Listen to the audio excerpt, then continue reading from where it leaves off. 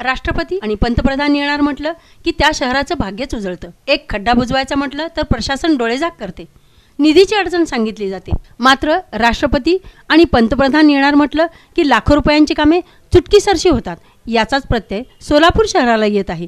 त्यामुळे स्वच्छ सोलापूर, सुंदर सोलापूर हे केवळ फलकावरच दिसणारं वाक्य आता मात्र प्रत्यक्षात उतरलं आहे। पंतप्रधानाच्या दौऱ्यासाठी सोलापूर खऱ्या अर्थाने स्मार्ट होत आहे।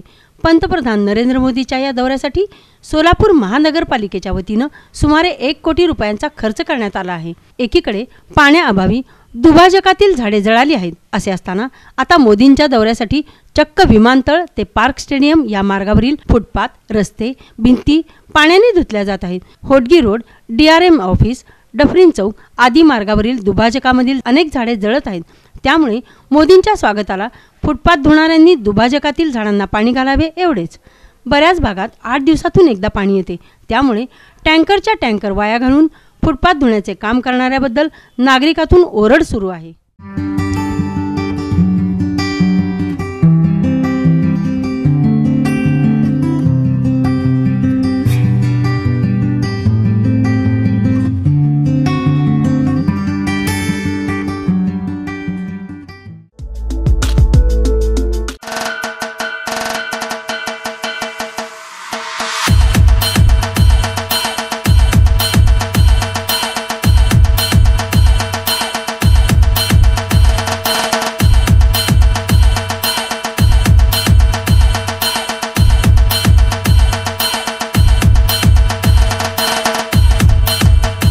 भारताचे पंतप्रधान आदरणीय नरेंद्रजी मोदी यांच्या हस्ते रेनगर फेडरेशन सोलापूर असंघटित कामगारांचा महत्त्वाकांक्षी 30,000 गृहप्रकल्पांचा भव्य पायाभरणी समारंभ दिनांक 9 जानेवारी 2019 रोजी ठीक 10 वाजता इंदिरा गांधी पार्क स्टेडियम येथे केंद्रीय रस्ते विकास मंत्री माननीय नितीन गडकरी, केंद्रीय शहर विकास मंत्री माननीय हरदीप सिंग पुरी, महाराष्ट्राचे राज्यपाल माननीय विद्यासागर राव, मुख्यमंत्री माननीय देवेंद्र फडणवीस, महसूल मंत्री माननीय चंद्रकांत दादा पाटील, गृहनिर्माण मंत्री माननीय प्रकाश मेहता, ऊर्जा मंत्री माननीय चंद्रशेखर बावनकुळे, पालकमंत्री माननीय विजयकुमार देशमुख, सहकार मंत्री माननीय सुभाष देशमुख यांच्या उपस्थितीत संपन्न होणार आहे।